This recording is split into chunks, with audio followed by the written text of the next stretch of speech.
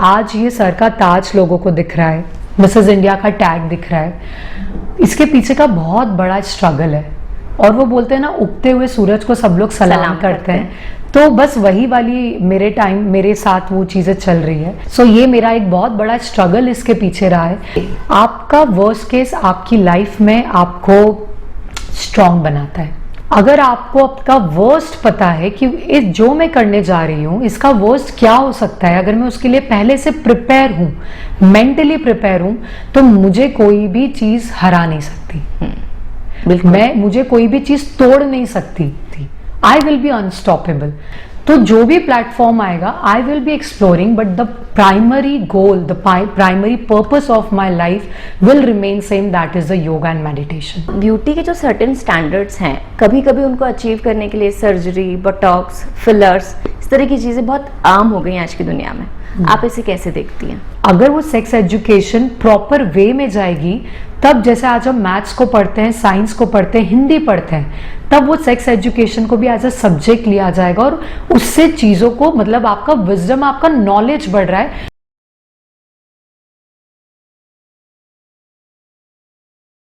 दोस्तों, वेब दुनिया का आज का पॉडकास्ट बहुत ही स्पेशल होने वाला है, क्योंकि आज हमारे साथ हैं मिसेस इंडिया इंक चेतना जोशी तिवारी, जिन्होंने इंदौर का नाम पूरे भारत में रोशन किया।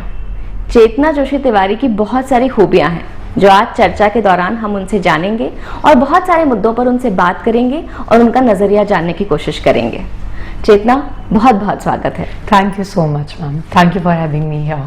चेतना, आप एक इंजीनियर हैं, आपके पास इंजीनियरिंग की डिग्री भी है, फिर क्या कारण था कि आपने कभी इस क्षेत्र में कोई काम नहीं किया? 2015 में मैंने अपनी इंजीनियरिंग कंप्लीट करी एंड बहुत ही अच्छे मार्क्स के साथ कंप्लीट करी एंड मेरा प्लेसमेंट भी बहुत अच्छी कंपनीज में हुआ।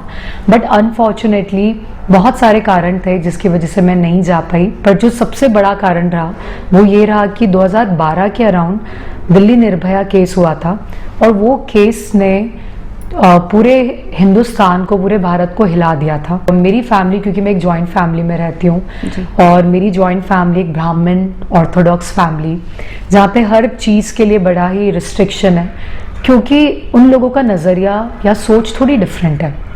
मेरी फैमिली में हमेशा से रहा है कि हमारे डिसीजंस बड़ों ने, सबने मिलके लिए हैं, सभी सदस्य शामिल होते हैं और वही जॉइंट फैमिली को एक संयुक्त परिवार बनाता है। तो उसमें कोई तेरा मेरा नहीं होता।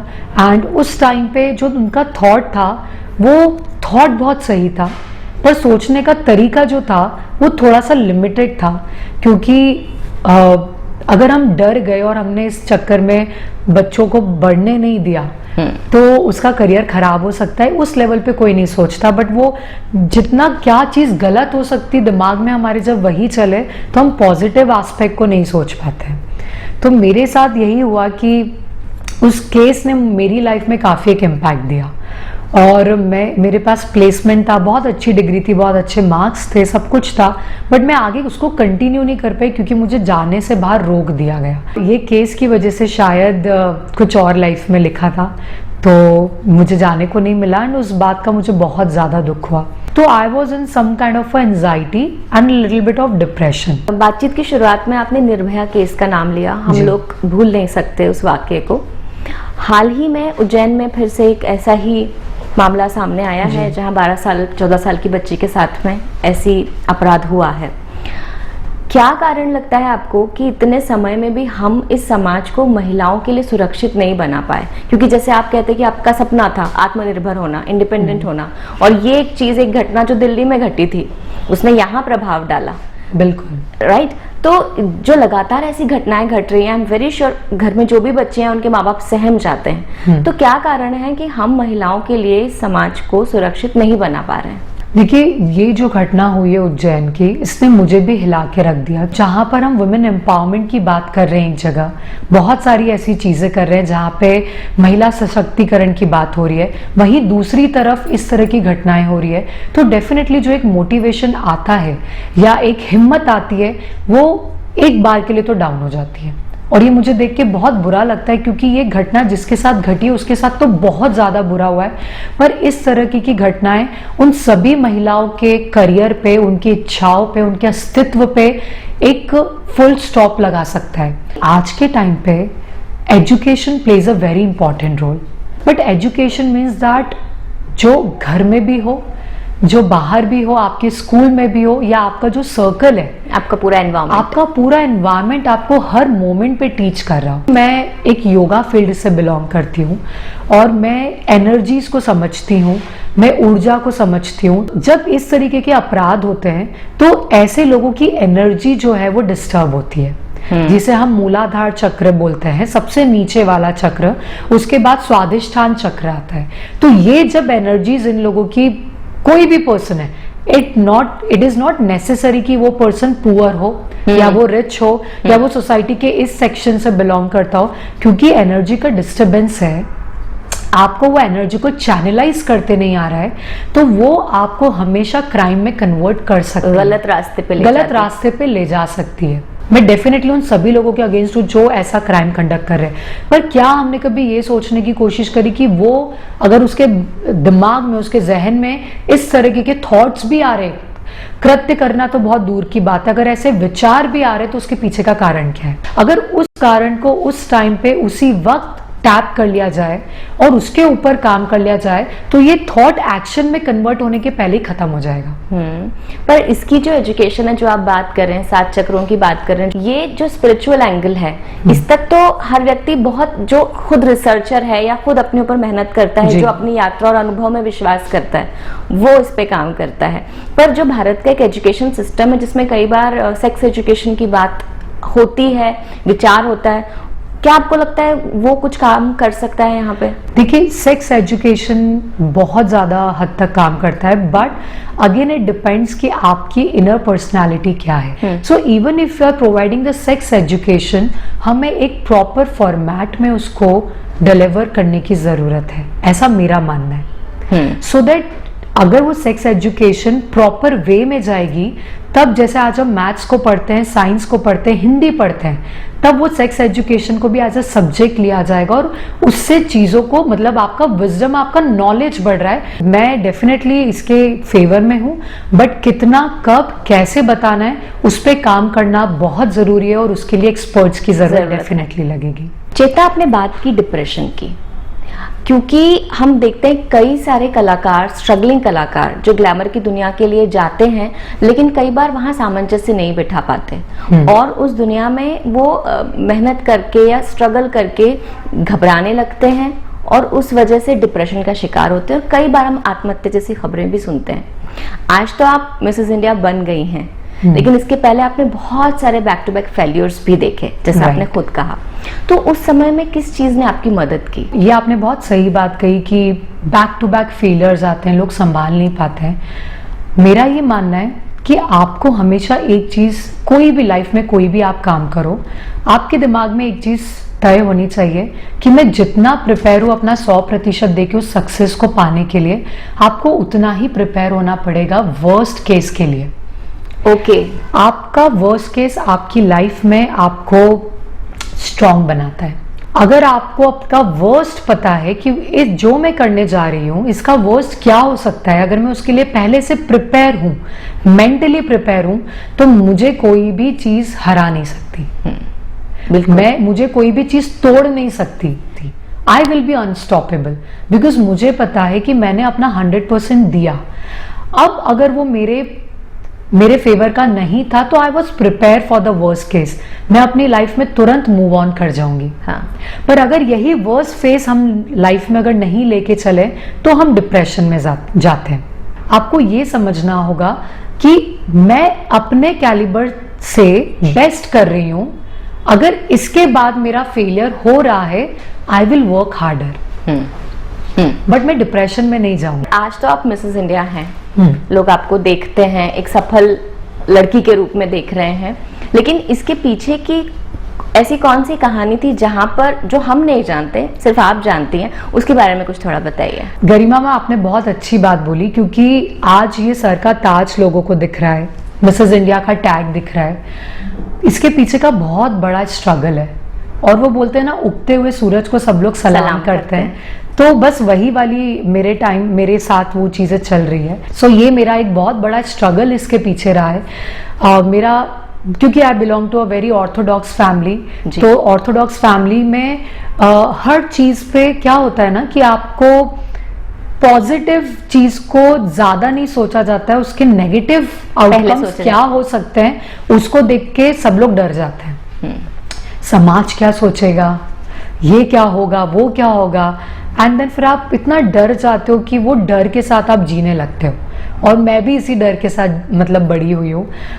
मुझे याद है, मैं और मेरी दीदी जब कहीं पे भी कहीं जाते थे, तो अगर कोई लड़कों का ग्रुप होता था तो हम लोग हमारा रास्ता बदल लेते थे। हम ऐसे डरते डरते जाते थे।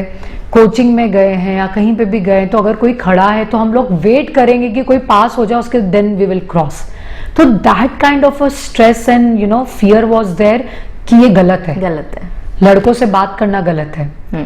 क्योंकि समाज में जो भी गड़बड़ चल रही है, और फिर ऑर्थोडॉक्स फैमिली है, तो उन्हें लगता है कि यार हमारे बच्चों के साथ ये ना हो जाए। तो वो गलत नहीं है, उनकी सोच, जो उनका अनुभव है वो सही है, पर जो नजरिया है वो लिमिटेड है। पर फिर चेतना, तब की चेतना में और आज की चेतना में इतना फर्क कैसे आया?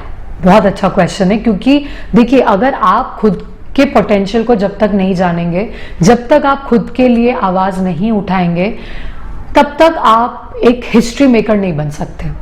Very nice. राइट। सो एक टाइम पे जब चीजें बहुत ज्यादा हुई, मुझे लग रहा था कि मैं सबसे बेचारी दुनिया की, मेरे साथ ही सब कुछ हो रहा है।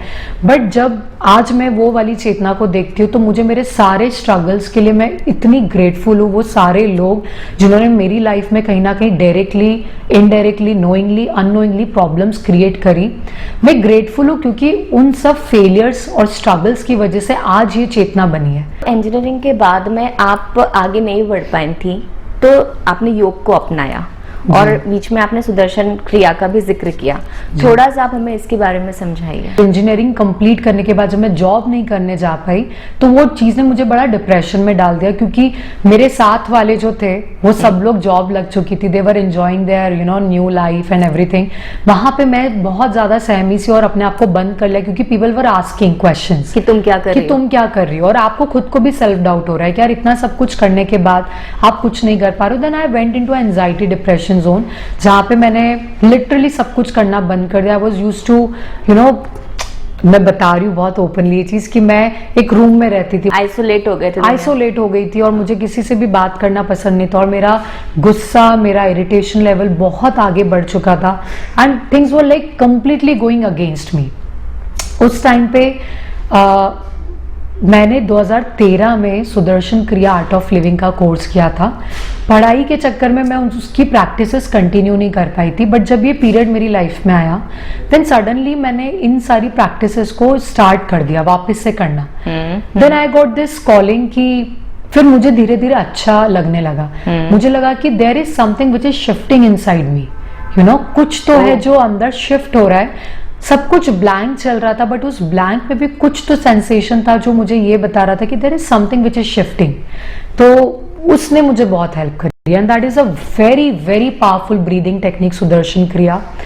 तो मैंने जब वो करना स्टार्ट किया गरिमा जी, सो मैं आपको बताना चाहूंगी कि मुझे बचपन से टीचिंग का बहुत शौक था। तो जब मैं स्कूल में थी तो मैं छोटे बच्चों को पढ़ाती थी, मैं कॉलेज में गई तो मैं 12th तक के बच्चों को पढ़ाती थी, बट जब ये पीरियड आया तो मैंने सब कुछ छोड़ दिया। Then again I suddenly started कि अब मैं कोचिंग पढ़ाऊंगी। तो मैंने इंजीनियरिंग से सीधा कोचिंग पे आई। सो कोचिंग में पढ़ा रही थी, देवर हैप्पी, लड़की घर में है, चीजें हो रही है, सब कुछ हो रहा है। मेरी भी 6-7 घंटे की बैचेस स्टार्ट हो गई। बट इस सब के दौरान मेरे अंदर एक there was expansion, I could feel, एक कुछ तो अंदर था जो फैल रहा था, मतलब मैं आपको थोड़ा सा एनर्जी कि आपको कुछ तो एक्सपेंशन अंदर से फील हो रहा है, and that energy is allowing you to grow, to see the opportunities. क्या आप ये जो सुदर्शन की प्रैक्टिस कर रही थी, तो मैंने कोचिंग पे शिफ्ट किया, बट ये भी प्रैक्टिसेस साथ में चल रही थी। तो आई गॉट दिस कॉलिंग कि मुझे योगा, मेडिटेशन एंड सुदर्शन क्रिया ने आज कहां से कहां लेकर आया, जबकि मैं पढ़ा ही रही हूँ, मैं और कुछ बहुत बड़ा नहीं कर रही हूँ, तो मुझे इसकी भी टीचर बनना है। ऐसे कितने लोग हैं जो शायद मेरी सिचुएशन से बाहर हुए हैं और बाहर नहीं आ पाते, और जो बाहर नहीं आ पाए हैं। देन आई डिसाइडेड दैट मैं योगा स्टार्ट करूंगी, बट प्रॉपर ऑथेंटिक ट्रेनिंग लेने के बाद। इस बार चेतना वो डरी हुई चेतना नहीं थी, उसके पास अपनी आवाज थी, उसके पास अपनी आवाज थी, उसके पास एक हिम्मत थी कि मुझे करना है। Because this time I am not going to do something only for myself, but this time I am going to do something for the others also. तो जब आप एक रिस्पॉन्सिबिलिटी लेते हो तो एक पावर आपको फील होती है, और वो पावर इतनी अनशेकेबल होती है कि आप कोई भी चीज से लड़ जाने को तैयार होते हो। देन मैंने मेरी मम्मी पापा से डील किया। मैंने मेरे मम्मी पापा को ये बोला कि देखो, आप लोग कभी कहीं बाहर नहीं गए हो, आप लोग मेरे साथ चलो, हम लोग देख कर आएंगे कि मैं कहाँ जा रही हूँ और मैं क्या कर रही हूँ।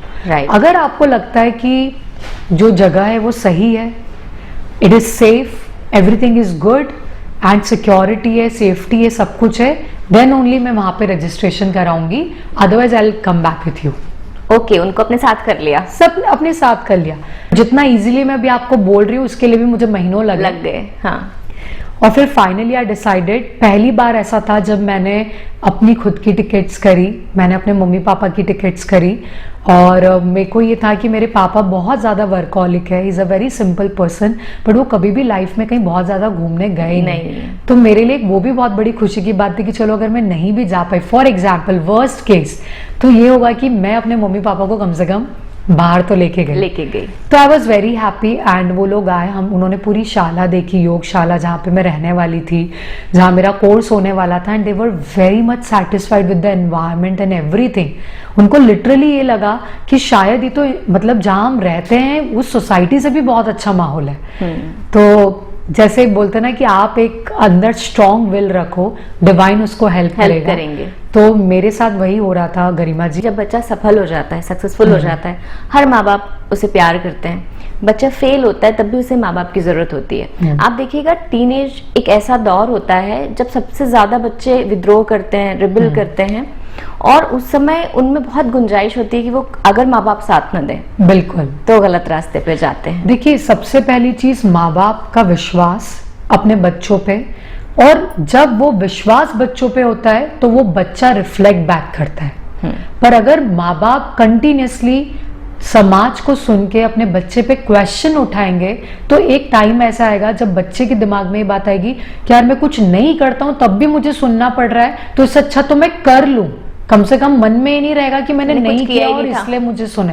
तो वो बच्चे को डिस्टर्ब कर सकता है। एंड बच्चा मैच्योर तो है नहीं, उसे सही गलत की पता नहीं है, तो हो सकता है कि उसके आसपास में जो पीर प्रेशर है या उसके आसपास का जो फ्रेंड सर्कल है उसको पता नहीं कैसे इन्फ्लुएंस कर रहा है कि वो बच्चा कहीं ना कहीं इन्फ्लुएंस हो जाता है, वो गलत आदतों में भी चला जाता है। आपसे बात करने के दौरान एक चीज जो आपकी पर्सनालिटी की निकल कर आती है, और मुझे लगता है हम सबको सीखनी चाहिए, मैं खुद आपसे बहुत सारी चीजें सीख रही हूँ, कि एक तो जो सबसे खराब हालात हैं उनमें एक्सेप्टेंस जगाई जाए, राइट। और दूसरी चीज, सबसे खराब में भी क्या सबसे अच्छा दिख सकता है, बिल्कुल, वो माना जाए। बिल्कुल, क्योंकि जब आपके अंदर वो नजरिया है कि मैं इस सब कुछ गलत में से भी क्या सही है वो पिक कर सकूं, वो आपको गरिमा जी इतनी ज्यादा स्ट्रेंथ दे देगा कि आपका जो अंदर की पावर है ना, वो आप कोई हिला नहीं सकता, और एक आपका जो नजरिया बन जाता है लाइफ के लिए, हमेशा के लिए, एग्जैक्टली, सबसे इम्पोर्टेंट है। सो चेतना, जो हम अभी तक देखते आए कि जो ज्यादातर लड़कियां ब्यूटी पेजेंट जीतती हैं वो ग्लैमर जगत में करियर बनाती हैं, तो आपकी क्या सोच है, आप कैसे देखती हैं खुद को आगे? देखिए, मैं पहले तो ये प्रश्न बहुत इंपॉर्टेंट है कि मैं आई क्यों इस मिसेस इंडिया में, क्योंकि ये डिसाइड करेगा आगे का।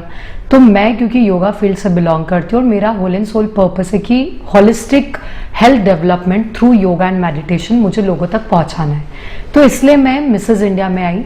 और आगे लोग डेफिनेटली जो आपने बताया वैसा करते हैं।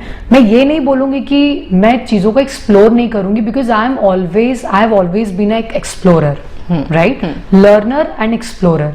तो जो भी प्लेटफॉर्म आएगा I will be exploring, but the primary goal, the primary purpose of my life will remain same, that is the yoga and meditation. Chetna, जब हम ब्यूटी कॉन्टेस्ट की बात करते हैं तो बहुत सारी इंडियन ब्यूटीज के नाम दिमाग में आते हैं, चाहे सुष्मिता हो, ऐश्वर्या हो, लारा दत्ता हो, प्रियंका चोपड़ा हो, पर इस क्षेत्र में हम देखते हैं कि पुरुषों को उतना मौका या उतना एडमायर क्यों नहीं किया जाता, उनके नाम याद नहीं रहते हैं। जी देखिए, चीज़ें बहुत बदल रही है डेफिनेटली, क्योंकि अब मेल्स और फीमेल्स में उतना फ़र्क नहीं रहा है, और ये सोच पे डिपेंड करता है, क्योंकि फीमेल्स को इतना ज़्यादा वेलकमिंग इसलिए मिलता है पैजेंट्स में, क्योंकि कहीं ना कहीं ये पैजेंट्स स्टार्ट ही इसलिए हुए क्योंकि महिलाओं ने खुद को बहुत दबाया है, खुद को बहुत रोका है। बहुत बार ऐसा होता है कि वो लाइफ में कुछ करना चाहती पर उन्हें प्लेटफॉर्म नहीं मिला होता है। पहले के टाइम पे फीमेल्स को वॉइस उन्हें नहीं रहती थी कि वो अपनी बात को बहुत बिना डर के, बिना किसी के इन्फ्लुएंस में आके चीज़ों को क्लियरली रख सके। तो मुझे जहाँ तक मेरा नॉलेज कहता है, ये ब्यूटी पैजेंसी इसलिए आए कि आप एक वो ब्यूटी को, एक सौम्यता को, you know, that delicacy of the women, but yet the power with in, that strength with in, जो एक आवाज अपने साथ लेके चल रही है, जिसका खुद का भी एक परसेप्शन हो सकता है, उसको एक प्लेटफॉर्म दिया जाए, क्योंकि males are already settled and they have that domination, you know, male dominating society ये शुरू से होती आई है। तो आई थिंक ये पैजेंट्स ही इसलिए आए हैं, और ये पैजेंट्स जो शुरू हुए थे वो इस थॉट प्रोसेस से स्टार्ट हुए, but now a days the pageants after winning people are just, you know, moreover going towards Bollywood and this and that. ये चीजें थोड़ी बदल रही है अभी। क्या एक वजह ये भी हो सकती है कि जो ये कमर्शियल वर्ल्ड है, जो दुनिया है, बाजारवाद है, वहाँ पे पुरुषों का सामान बेचने के लिए भी महिलाओं को रखा जाता है, तो क्या एक वजह ये भी हो सकती है कि इसीलिए महिलाओं का ज्यादा स्वागत होता है? टू बी वेरी ऑनेस्ट, मैंने इस बारे में कभी इस तरीके से सोच के नहीं देखा। मुझे, क्योंकि मेरे दिमाग में ये चीज बहुत क्लियर है कि जहाँ पे मेल को परफॉर्म करना है वो वहां पे वही अच्छा लगेगा, जहां फीमेल को करना है वो वही वहां पे अच्छी लगेगी।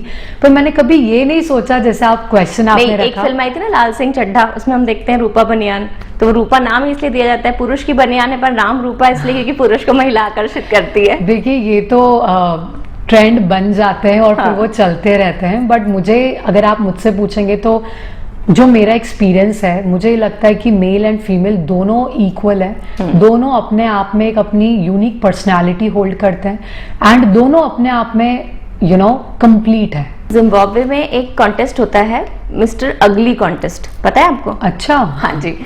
मैं थोड़ा आपको इसके आसपास का बता देती हूँ। ये लोग क्या करते हैं, द ब्यूटी ऑफ अगलीनेस, उसे सेलिब्रेट करने के लिए ऐसा कॉन्टेस्ट करते हैं, और बाकायदा सबसे अगली इंसान को विनर भी डिक्लेयर किया जाता है।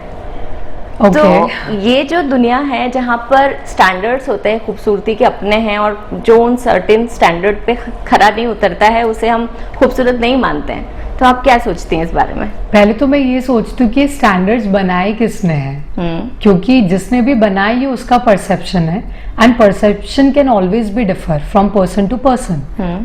तो ऐसा तो नहीं होना चाहिए कि ये अगली है, ये ब्यूटी है, क्योंकि सबका अलग नजरिया है। सी, कुछ लोग आउटर चीज को देख के, यू नो, इसको ब्यूटीफुल बोल सकते हैं, किसी को, फॉर एन एग्जाम्पल, किसी को बिग आईज अट्रैक्ट कर सकती है, उसके लिए ब्यूटी क्वेश्चन जो है वो आई से हो सकता है, कुछ लोगों के लिए नोज हो सकती है, तो it is just the perception difference. तो हमें, मेरा तो पहले क्वेश्चन ये कि आप किस मायने पे वो चीज करो, बट एटलीस्ट आई थिंक ऐसा नहीं होना चाहिए। As far as the fun part is concerned, it is okay. कि फन में तो you can do anything, but अगर ये सीरियसली हो रहा है then it is a matter of concern. ये सीरियसली हो रहा है, और शायद इसका जो पिछली जो कहानी है वो ये है कि लोग जिन्हें बदसूरत मानते हैं या जिन्हें खूबसूरत नहीं कहा जा रहा है, वो इस चीज के साथ में हैप्पी हैं, हम खुश हैं, हम जैसे हैं। राइट मेरा ऐसा मानना है कि अगर कोई पर्सन अपनी ओन स्किन में कंफर्टेबल है, the way that person is, तो हमें उसे कोई अधिकार नहीं है कि हम उसको भी एक टाइटल दे दें, जजमेंट दे दें। ब्यूटी के जो सर्टेन स्टैंडर्ड्स हैं, कभी कभी उनको अचीव करने के लिए सर्जरी, बोटॉक्स, फिलर्स, इस तरह की चीजें बहुत आम हो गई आज की दुनिया में। आप इसे कैसे देखती हैं? अगर किसी की हैप्पीनेस किसी एक चीज में लाई कर रही है, you are nobody to raise a question on that. अगर किसी को सर्जरी करा के फील हो रहा है बहुत अच्छा, तो व्हाई नॉट, उसको कराने दो। अगर आप मुझसे पूछेंगे तो I will never go for the surgery because ये मेरा ओन चॉइस है। बट अगर कोई करवा रहा है क्योंकि उसकी हैप्पीनेस उसमें है, then I am nobody to raise a question on her happiness और maybe his happiness. So I am okay with this thing. But अगर कोई पर्सन किसी के इन्फ्लुएंस में आके, क्योंकि ये डिमांड है, क्योंकि ये मुझसे बोला जा रहा है, अपनी हैप्पीनेस को छोड़ के उसको मजबूरी में कोई चीज करानी पड़ रही है, so I think this kind of a thing should not be there. ये क्राइटेरिया नहीं होना चाहिए। चेतना, एक स्टेटमेंट मैंने सुना, beauty queens are not born, they are made. इसे आप कैसे लेते हैं? I agree with this statement because beauty को आप कैसे देखते हैं, it's not something external beauty. Because nowadays आज के टाइम पे हम ये बात करते हैं कि कोई अंदर से कितना खूबसूरत है, और कोई जब अंदर से खूबसूरत होता है वो एक दिन की बात नहीं होती है या वो उसके जन्म की बात नहीं होती है, वो सारी चीज़ें एक्सपीरियंस से, अपने अनुभव से आती है। वो सारी चीज़ें अपने लाइफ के लेसन्स जो आपने सीखे हैं, लाइफ में different different ups and downs देखे हैं, उसने आपको किस चीज़ में कन्वर्ट किया है, ये ब्यूटी वहाँ से आती है, वहाँ से आपको तैयार करती है, वहाँ से आपको तैयार करती है। तो मेरे लिए आप बाहर से कैसे दिख रहे हो उससे बहुत ज़्यादा इम्पॉर्टेंट है कि आप अंदर से कैसे इंसान हो, आपकी सोच क्या है, या आप दूसरों को कैसे ट्रीट करते हो, उन्हें कैसा फील करवाते हो। एग्जैक्टली। एंड ये बात मैंने लारा दत्ता मैम से भी के इंटरव्यू में सुनी थी, जो इसको मैं कंप्लीटली एग्री करती हूँ, क्योंकि कहीं ना कहीं मेरी भी सोच यही है कि आपने क्या पहना है वो किसी को शायद याद ना रहे, पर आपने किसको कैसे ट्रीट किया, किससे क्या बात करी, वो इंसान हमेशा याद रखता है। और यही चीज ब्यूटी को डिफाइन करती है। तो beauties are always not born, they are always made. Completely agree with this. कुछ अपना ट्रेनिंग के बारे में बताइए, जो आपकी मिसेस इंडिया की ट्रेनिंग थी, या जब आप वहां रहे तो पूरा जो सेशन था उसने आपको कैसे ग्रूम किया? मिसेस इंडिया की ट्रेनिंग बहुत अच्छी ट्रेनिंग होती, क्योंकि उसमें आपके फिजिकल, मेंटल, ओवरऑल पर्सनालिटी सब पे काम किया जाता है। एंड क्योंकि आपका प्रेजेंटेशन भी बहुत ज़्यादा इंपॉर्टेंट करता है, it's not about the feature but the way you carry yourself, right? It doesn't matter if you are 5'10" और maybe 5'2", but how you are representing yourself, that really matters a lot. साथ ही साथ हमें question answers के लिए prepare करवाया जाता है कि किस तरह के क्वेश्चंस आ सकते हैं, उस पर आपकी क्या सोच है। And they never give you answer कि ये आंसर है, you have to write, yeah, you have to mug up the answer and you have to present it. It is all about कि each question you have to relate it with your own personality, and ये personality, Chetna as a personality, इसको कैसे समझती है और कैसे इसको represent करेगी, वो हमेशा उस पर फोकस करते हैं। Your body language plays a very important role. आप कन्वे कुछ और करना चाहते हो, बट अगर आपकी बॉडी कुछ और कन्वे करी, then there is not your body and your thoughts are not aligned. तो वो भी एक डिस्कनेक्शन क्रिएट करता है आपके लिसनर को, या जो आपको देख रहा है एज अ व्यूअर। तो वो सारी चीज़ों पे भी हमने बात करी। आपका जो बात करने का तरीका है, स्पेशली आपके कम्युनिकेशन पे ओवरऑल अगर मैं बात करूं, तो your communication skills, then your styling, the way you represent yourself, and आपकी बॉडी के हिसाब से आपके लिए क्या चीज़ें अच्छी होगी, क्या नहीं होगी, उस पर वो बताते हैं। And then ramp walk also. So ramp walk it is like for the, maybe you can say for the entertainment, but communication plays a very important role, because maybe आज मुझे कोई लैंग्वेज बहुत परफेक्ट नहीं आती होगी, but how I am connecting with the people, that will convey my message to the audience, and वो connection जो है ना, that is important. Then language भी सेकेंडरी हो जाता है। ऑलराइट। सो ये सारी चीज़ों को लेके ट्रेनिंग होती है। अच्छा चेतना, क्योंकि आप इंदौर से हैं और मैं अगर आपसे इंदौर के ही बारे में बात करूं, तो पिछले कुछ समय में इंदौर में नाइट कल्चर का चलन बढ़ा है, और इसके साथ ही कई सारी घटनाएं भी सुनने में मिलती हैं समय समय पे। तो नाइट कल्चर को लेकर आपका क्या नजरिया है?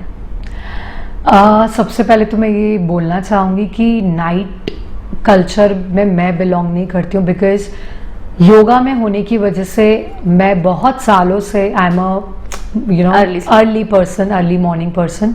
तो मेरा स्टार्टिंग ही डे का 4:30 और 5 इन द मॉर्निंग स्टार्ट हो जाता है, क्योंकि मेरी पहली क्लास ही 6 बजे पे स्टार्ट हो जाती है। Okay. तो नाइट कल्चर के बारे में मैंने पर्सनली जाके नहीं देखा कि क्या क्या चीज़ें होती है, बट जो भी न्यूज़ के थ्रू सुनने को मिलता है तो मुझे ऐसा लगता है कि हमारे यूथ में बहुत ज़्यादा पोटेंशियल है, बहुत ज़्यादा एनर्जी है और बहुत ज़्यादा यूनिक पोटेंशियल है, पर कहीं ना कहीं ये नाइट कल्चर के बढ़ने से ये एनर्जी सही डायरेक्शन में यूज़ नहीं हो पा रही है, चैनलाइज नहीं हो पा रही है। एंड बहुत सारे जो क्राइम्स भी हम देखते हैं या बहुत सारी चीज़ें होती है, मुझे ऐसा लगता है कि आपको आपकी लाइफ में हर चीज़ एक्सप्लोर करना चाहिए, but then you at the same time you must be knowing your limits.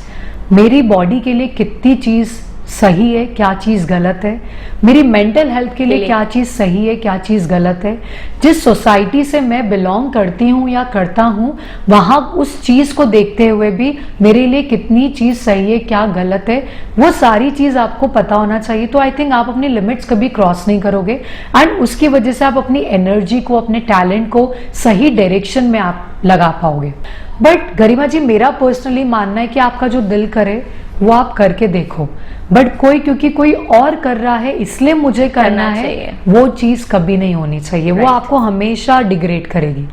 आपने जिक्र किया कि आप किस सोसाइटी को बिलोंग करते हैं, हमेशा ध्यान रखना। जो हमारी सोसाइटी है, समय समय पर यहाँ पर लड़कियों के कपड़ों को लेकर बातचीत होती है कि ऐसा पहनना चाहिए, वैसा नहीं पहनना चाहिए। इसमें आप क्या सोच रखती हैं? लड़कियों के कपड़ों को कौन डिसाइड करेगा? देखिए, लड़कियों के कपड़ों को लड़कियां ही डिसाइड करेगी, बट लड़कियों में भी इतनी समझ होनी चाहिए कि अगर आपको ये अपॉर्चुनिटी मिल रही है, जो लड़कों को भी मिलती है, उसमें कोई नई बात नहीं है कि आप अपने कपड़ों को डिसाइड कर सकती है। Then you must be knowing कि कल्चर या क्या इवेंट है, क्या इवेंट के हिसाब से हमने ड्रेसिंग किया है। ट्रू। फिर यहाँ पे क्वेश्चन उठता है कि ये तो हमारी चॉइस है, ये फेमिनिज्म वाली बात आ जाती है। मैं बिल्कुल इसके अगेंस्ट नहीं हूँ कि आप क्या कपड़े पहन रहे हो, आपका डेफिनेटली चॉइस है, बट जिस कल्चर से मैं बिलोंग करती हूँ, मुझे नहीं पता कि बाकी लोग उसको कैसे देखते हैं या उनका क्या परसेप्शन है, पर जो मेरा परसेप्शन है वो ये है कि इवेंट किस हिसाब से है, जब आप उसको मद्देनजर रखते हुए जब आप ड्रेसिंग आपका रखेंगे तो आपको भी इनर पीस मिलेगा, क्योंकि आप सब लोगों से कनेक्टेड फील करेंगे and at the same time दूसरे लोग भी आपसे कनेक्टेड फील करेंगे, because ultimately you belong to them and they belong to you. So वो बिलोंगिंगनेस बनी रहे, तो उसके ऊपर कपड़े कभी बीच में नहीं आने चाहिए। आपने परिवार की बात बताई, बहुत रूढ़ियां थी, बहुत बंदिशें दी, फिर आप रोडीज में कैसे जा पाई? रोडीज में जाने के टाइम पे जैसे हर बार की कहानी रही, मेरी फैमिली वाले अगेंस्ट थे। अगर ये पहले वाली चेतना होती तो शायद ये मैं स्टेप नहीं ले पाती कि मुझे जाना है, बट मैं अभी थोड़ा विजनरी थी, मैं पहले से ज़्यादा कमिटेड थी अपने गोल्स को लेके, एंड मुझे पता था कि मैं क्यों जा रही हूँ, that why was very much clear in my head. But जब मैं रोडीज में गई, जो मैंने वहाँ पे किया, that was the yoga, pure yoga, and पहली बार योगा वाली बंदी का रोडीज में सिलेक्शन हुआ, दैट वॉज अपने आप में वो एक हिस्ट्री बनी। उसके बाद इतने सारी लड़कियां, इतने सारे लोग मुझसे योगा से जुड़े, बहुत सारे लोगों ने योगा को अपनाया, सुदर्शन क्रिया को अपनाया। सुदर्शन क्रिया बार बार बोल रहे हैं जी, थोड़ा सा अगर आप बता सकें कि ये एग्जैक्टली क्या होता है? जब ये सुदर्शन क्रिया मैंने सीखी, it is a very very powerful breathing technique. तब मुझे ये समझ आया कि श्वास आपकी सबसे बड़ी पूंजी है, एंड आप देखो हमारी जो लाइफ है वो पूरी ये 2 एक्ट्स ऑफ ब्रीथ इन और आउट के बीच का पूरा लाइफ है, राइट। और इस ब्रीदिंग को आप कैसे यूज करके अपने पोटेंशियल को बढ़ा सकते हो, ब्रीदिंग को आप यूज करके इफेक्टिवली यूज करके आप कैसे अपने माइंड को कंट्रोल कर सकते हो।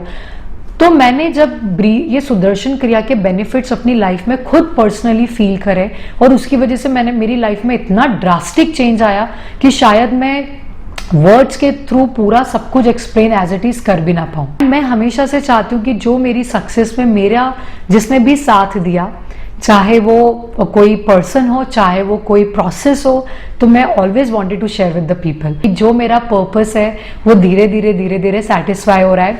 अब चाहे फिर मुझे रोडीज प्लेटफॉर्म की जरूरत पड़ी, चाहे मुझे कोचिंग पढ़ाना पड़ा, चाहे मुझे मिसेस इंडिया के लिए जाना पड़ा, या फिर आने वाले टाइम में मैं मिसेस वर्ल्ड का भी जीत कर आती हूँ, तो मुझे पता है कि मेरा विजन क्या है और मैं कंटिन्यूसली उसके लिए काम करूंगी। I am a model, I do modelling, I do lot of stuffs together parallelly, but my primary purpose, my primary goal will remain same every day, every moment, and that is spreading the awareness of yoga, meditation and holistic health development. And then I'll be exploring as many platforms as I can without compromising my ethics and without compromising with my moral values. चेतना, एक छोटा सा rapid fire आपके साथ जी खेलते हैं। तो आपने beauty with brain सुना है? अगर कोई एक चुनना हो, ब्यूटी या ब्रेन? ब्रेन।